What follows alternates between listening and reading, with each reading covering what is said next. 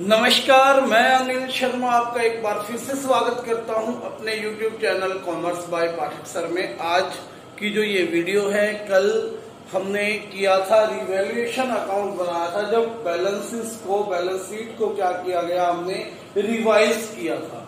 मैंने कहा था दो तरीके से होगा। एक तो ये, जब वो बैलेंस शीट को रिवाइज करना चाहता है और आज का जो टॉपिक है उसमें बैलेंस शीट को वो रिवाइज नहीं करना चाहता, यानी कि बैलेंस शीट को वो चेंज नहीं करना चाहता। तो ध्यान दे कि हमने हर चीज को यहां पर दो सिचुएशन में किया। रिजर्व्स को भी हमने दो पार्ट्स में किया था, जब वो ट्रांसफर करना चाहता है, ट्रांसफर नहीं करना चाहता। रिवैल्यूएशन को भी बैलेंस शीट रिवाइज करना चाहता है, बैलेंस शीट रिवाइज नहीं करना चाहता। ठीक है, जब जब उसने रिवाइज नहीं किया या उसने ट्रांसफर की बजाय एडजस्ट किया, तो हमने एडजस्टमेंट एंट्री की है सेक्रीफाइस और गेन के अकॉर्डिंग। इसी तरह से जब वो कहता है कि बैलेंस शीट को रिवाइज नहीं करना, तो आपने रिवैल्यूएशन का आने वाला जो प्रॉफिट और लॉस है वो भी सेक्रीफाइस और गेन में क्या कर देना है, एडजस्ट कर देना है। ठीक है, और एक और बात याद रखनी है कि इस सवाल में आपने रिवैल्यूएशन अकाउंट बनाना नहीं है, लेकिन उसका प्रॉफिट और लॉस आपको निकालना है। क्योंकि बैलेंस शीट चेंज नहीं करनी, तो नई बैलेंस शीट में आप ये रिवाइज फिगर्स नहीं लिखने वाले, तो सिर्फ क्या करोगे, आप रिवैल्यूएशन से होने वाले प्रॉफिट एंड लॉस को लिख कर ही कैलकुलेट कर लेंगे। आइए देखते हैं कैसे होगा। सबसे पहले इलस्ट्रेशन नंबर ये आपका 41 है और ये आज की वीडियो इस चैप्टर की लास्ट वीडियो है। ठीक है, इसके बाद प्रैक्टिस सम्स है जो कि आपने करने हैं, प्रॉब्लम्स है वो ले लेनी है। कल ये वीडियो आपके पास आ जाएगी और कल का पूरा दिन और परसों का पूरा दिन आपके लिए ये वीडियो, ये जो है चैप्टर प्रॉब्लम्स लेने का रहेगा। प्रॉब्लम्स आपको लेनी पड़ेगी, काफी बड़ा चैप्टर है ये, लगभग 19 वीडियो बन चुकी है। तो जो भी आपको प्रॉब्लम आई है वो ग्रुप्स में प्रॉब्लम ले सकते हैं। तो आइए देखते हैं। सिंपल, पहली बात क्या कहा उसने, stock to be valued at 20% less. Stock को 20% कम पर वैल्यू करना है। स्टॉक कितना है, 180, इसका 20% निकालिए, 18 दूनी 36, 36,000 रुपए कम करना है। यानी कि स्टॉक को कम करने का मतलब असेट कम करनी, अर्थात यहां पर लॉस होगा, loss due to decrease in stock कितना हुआ, 36,000। उसके बाद provision for doubtful debts to be increase by 1500। Provision पहले कितना है, 2000, अब कितना बढ़ाना है, 1500, यानी कि 3,500 करना है। तो आपका प्रोविजन क्या होता है, डाउटफुल डेट्स का प्रोविजन वो होता है जो आपको लगे कि पैसे नहीं देने वाले, अर्थात 2000 पहले नहीं दे रहे थे पैसे, ऐसे संदिग्ध थे, अब 1500 और ऐड कर दिया हमने, 3500 हो गए। तो ये भी लॉस हुआ, लॉस ड्यू टू इंक्रीज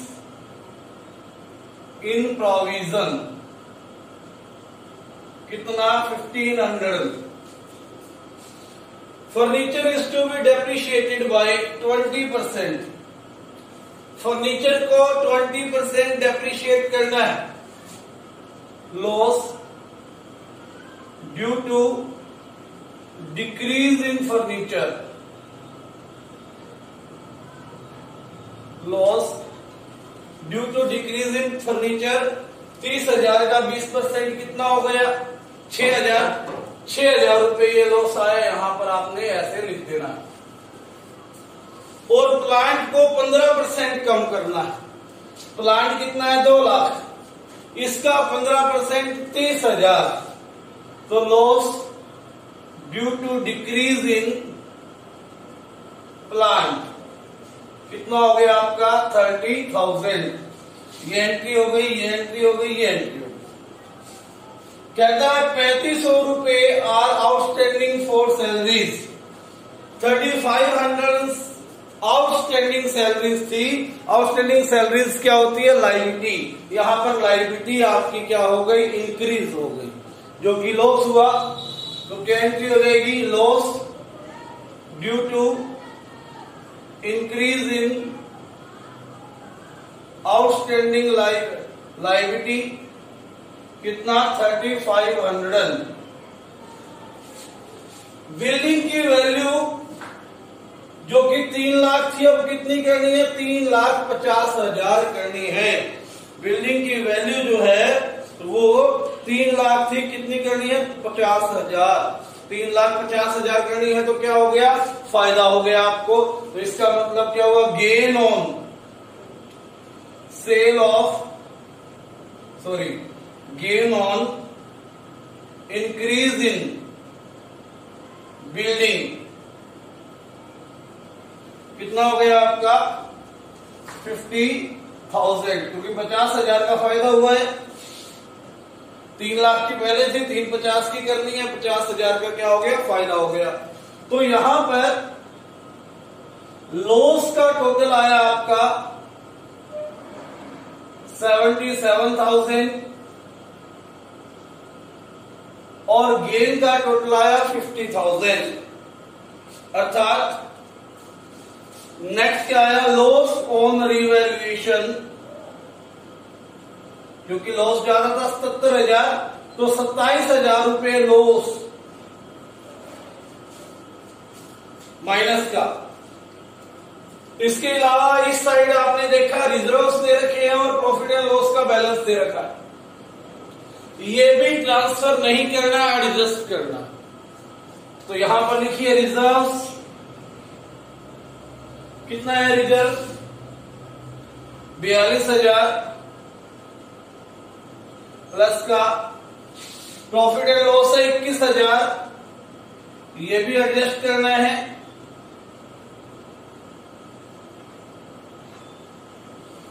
और एक आपको दे रखी है गुडविल 45,000। इसको तो हर हाल में हम क्या करते हैं? एडजस्ट करते हैं।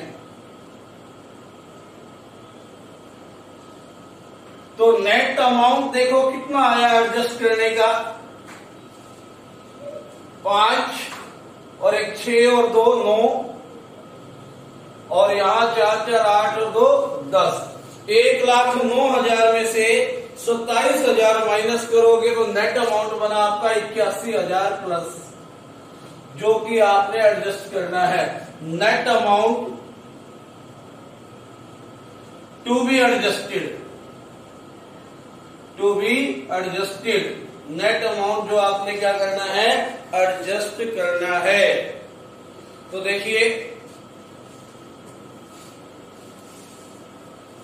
कैसे होगा एडजस्ट, आप जानते हैं। क्या निकालना पड़ेगा? सैक्रिफाइस और गेन निकालना पड़ेगा। Formula old ratio minus new ratio, old ratio minus new ratio. बी ब्रिजेस का ओल्ड रेशियो थी 3/6 माइनस न्यू रेशियो थी 4/9। चारू की ओल्ड रेशियो थी 2/6 माइनस 4/9 और दिलीप की ओल्ड रेशियो थी 1/6 माइनस 1/9। एलसीएम 36 यहां 18 आ जाएगा और भी एलसीएम 18 है। 18 तो क्या हो गया आपका? 6 × 18 3 × 9 माइनस 4 9 × 18 4 × 8 1/18 प्लस का है। ये क्या हो गया आपका? सैक्रिफाइस 6 × 18 3 × 6 9 दूनी 18, 2 चौके 8, माइनस का 2/18, ये क्या आ गया आपका माइनस आया गेन, और 6 तिये 18, 9 दूनी 18, 1/18 प्लस का, तो ये क्या आ गया आपका सेक्रीफाइस। जिन्होंने सेक्रीफाइस किया है उसको हम क्या करते हैं, बताया है आपको पिछले वीडियोस में, क्रेडिट, जिनको गेन किया उसे डेबिट, और सेक्रीफाइस वाले को क्रेडिट करना है। आइए कैसे करेंगे देखेंगे।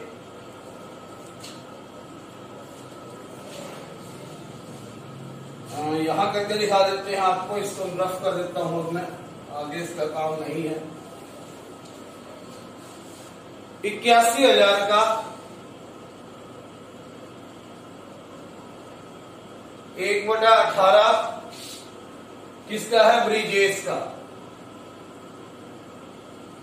और चारू का 81,000 का 2/18 माइनस का है, यानी कि गेन है, ये सेक्रीफाइस है, और दिलीप का 81,000 का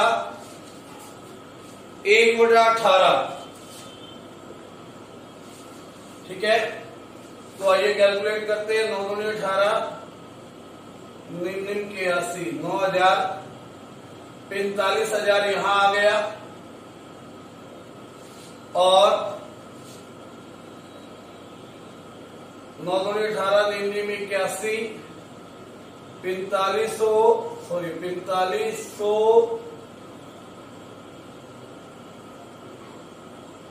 और दूनी 9,000 यहां आ जाएगा, और इधर क्या आ गया आपका 9 दूनी 18, 81, 9,000, 4500 रुपए यहां आ जाएगा, ठीक है। 4500 रुपए चारू का सेक्रीफाइस, 9,000 रुपए गेन, और 4500 रुपए क्या है सेक्रीफाइस। दिलीप का 4500 सेक्रीफाइस, चारू का 9,000 रुपए गेन, और ब्रिजेश का 4500 रुपए क्या है सेक्रीफाइस। तो जिन्होंने सेक्रीफाइस किया क्रेडिट कर देते हैं, क्या एंट्री हो जाएगी, चारूस कैपिटल अकाउंट डेबिट, कितना 9,000, to Brijesh capital account 4500,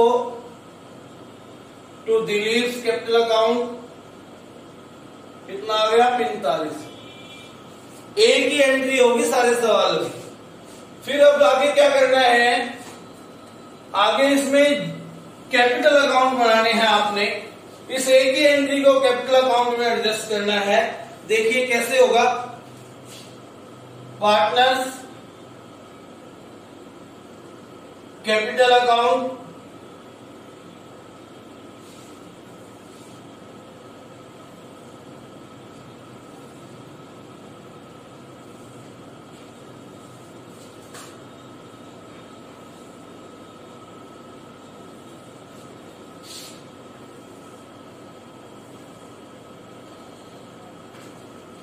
Brijesh, Charu और दिलीप, ब्रिजेश, चारू और Dilip, by balance BD, Brijesh का 3 लाख, चारू का भी 3 लाख है, और दिलीप का है 50,000। अब देखिए ये एंट्री आपने यहां पर करनी है। अब सिंपल 9,000 रुपए डेबिट कॉलम में आना है, किसके, चारू के, ठीक है, क्योंकि चारू को आपने 9,000 रुपए डेबिट किया, तो चारू के डेबिट कॉलम में 9,000 आने हैं, लेकिन ये 9,000 कितनों को दिए हैं उसने, 2 जनों को, कितने कितने 4500, ठीक है। और ब्रिजेश की क्रेडिट में, क्योंकि ब्रिजेश क्रेडिट में है, ब्रिजेश के क्रेडिट में आना है 4500, और दिलीप के भी क्रेडिट में कितना आना है 4500। लेजर पोस्टिंग कर दी हमने। अब ब्रिजेश और दिलीप के कॉलम में तो अमाउंट है, तो ये पैसा कहां से आएगा? चारू से। तो यहां क्या लिख देंगे? By Charu capital account. और इधर टू किसको दिए ये पैसे? ब्रिजेश को और टू दिलीप को। अब क्या निकालते हैं? Balance CD. कितना आ जाएगा? 3,04,500, 3,00,000 और 54,500। इधर बैलेंस सीडी 3,04,500 यूं का यूं। 3,00,000 में से 9,000 गए, 2,91,000 और 54,500 यूं का यूं। अब क्योंकि क्वेश्चन क्या है कि बैलेंस शीट को रिवाइज नहीं करना, तो बैलेंस शीट में कहीं कुछ चेंज नहीं करना, केवल जो ये कैपिटल्स आई है ये बदल देनी है, बाकी आपका सब कुछ सेम रहेगा। कितनी कैपिटल आई? 3,04,500, 2,91,000 और 54,500। सिंपल इसमें से 9,000 कम हो गया और 45 और 45 इसमें ऐड हो गया, उधर 9,000 बढ़ गया, टोटल 6.5 लाख ही रहेगा। तो ये था आपका सम, और इसी के साथ ये चैप्टर जो है आपका फिनिश हुआ। ठीक है, और अब इसकी तैयारी करें। 2 चैप्टर आपके हो चुके हैं, तीसरा चैप्टर हम कल या परसों, जैसा भी आपकी प्रॉब्लम्स पे डिपेंड रहेगा। जितनी प्रॉब्लम्स दोगे उतना आपके लिए अच्छा है। ठीक है, धन्यवाद।